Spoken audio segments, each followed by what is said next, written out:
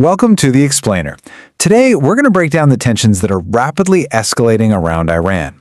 It's a situation where, honestly, the threat of a much wider conflict is becoming dangerously real. All right, so here's how we're going to tackle this. First up, we'll look at the direct warning that has put everyone on high alert. Then, we need to talk about some recent events that give this warning some serious teeth.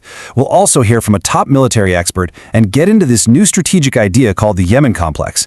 And finally, we'll pull it all together to see how the global balance of power might be changing for good. And this is really the flashpoint.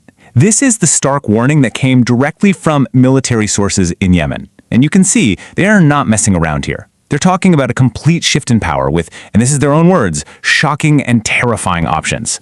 Now, these aren't just some vague threats. Yemeni forces are promising tough and unexpected surprises. In military terms, that means they're planning for actions that will cause the most chaos and disruption possible.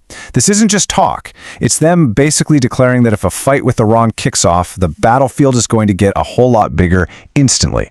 So, you have to ask, right? Why does a warning from Yemen suddenly carry so much weight on the world stage? Well, to really get that, you have to look at what just went down in the Red Sea, because that whole episode set a precedent that has changed everything.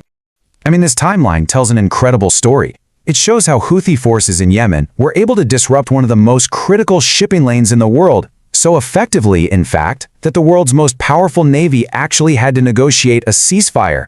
Think about that, forcing the US to the table just to get its ships through safely. That isn't just a win for them, it's a total game changer. And here is the killer move. That ceasefire, the one the US desperately needed, it's now being flipped and used as a strategic weapon. The Houthis are basically saying, hey, that peace you wanted so badly, it's conditional now.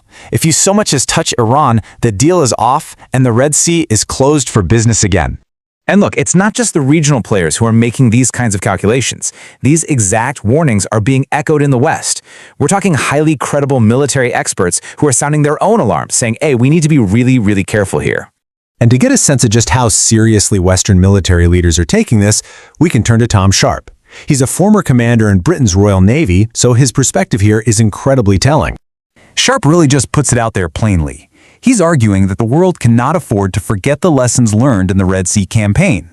What Western navies went through there should be a huge, flashing red light when it comes to any thought of escalating a conflict with Iran. In fact, Sharp has gone so far as to give this new reality a name. He's actually coined a new term to describe what Western military planners are now up against after what they saw in the Red Sea. And this idea, the Yemen complex, represents a massive shift in military thinking.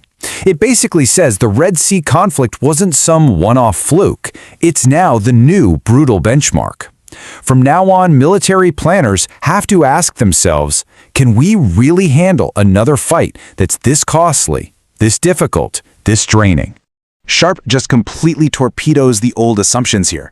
He actually praises Iran's anti-ship capabilities, pointing out that Tehran has a massive arsenal built for exactly this kind of fight. He even suggests that in a direct sea battle, an adversary might need a serious dose of luck to win. Coming from a former Royal Navy commander, that is a stunning thing to say. So what happens when you combine Iran's own naval power with the hard lessons of this new Yemen complex? Well, you start to see why this is about so much more than just one country. There's now a network of regional allies that has totally changed the math on any potential war. And here's what that network looks like. You've got powerful groups in Lebanon, Yemen, and Iraq, and they've all pledged to jump into the fight if Iran is attacked. This creates what is essentially a nightmare scenario for any military planner, a multi-front war, where U.S. interests could be hit from all sides, all at once. And if that wasn't complicated enough, you have this major diplomatic shift. Saudi Arabia, a longtime U.S. partner, has signaled that it would not let its territory or its airspace be used for an attack on Iran. That move alone severely limits American military options and just goes to show how much the old alliances in the region are changing. So when you put it all together, the threats, the Red Sea precedent, the expert warnings, the shifting alliances, it leaves us with this one critical question. Are we just watching a temporary crisis, or are we witnessing a permanent, fundamental shift in the balance of power in one of the most important regions in the world?